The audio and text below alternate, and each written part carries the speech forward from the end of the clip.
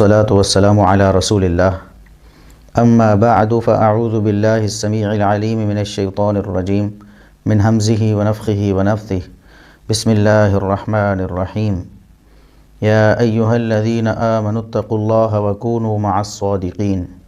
محترم ناظرین اور معزز سامعین، اسلام میڈیا کے پلیٹ فارم سے بندہ ناچیز حافظ ابو یحییٰ ایک دفعہ پھر آپ کی خدمت میں حاضر ہے۔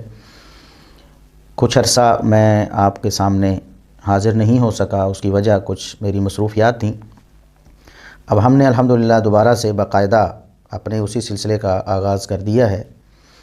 محاسبہ کے نام سے ہم نے ایک پروگرام شروع کیا تھا جس میں ہم گمراہ لوگوں کا محاسبہ کرتے تھے علم و تحقیق کی بنیاد پر۔ تو آج اسی پروگرام کی ایک سیریز کے ساتھ آپ کے سامنے میں پھر حاضر ہوں۔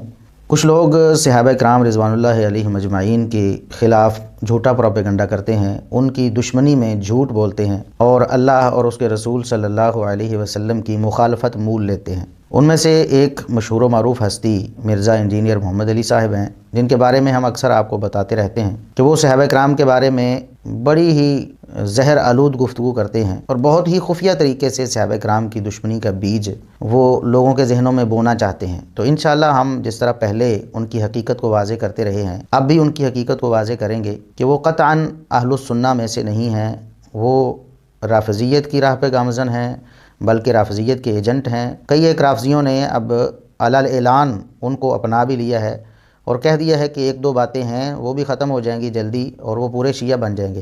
تو ہم تو پہلے ہی بتا چکے ہیں کہ مرزا صاحب انجینئر صاحب شیعہ ہیں، بلکہ رافضی بن چکے ہیں، حتیٰ کہ انہوں نے ابو بکر و عمر و عثمان رضی اللہ عنہم پر بھی تبرہ کر دیا ہے۔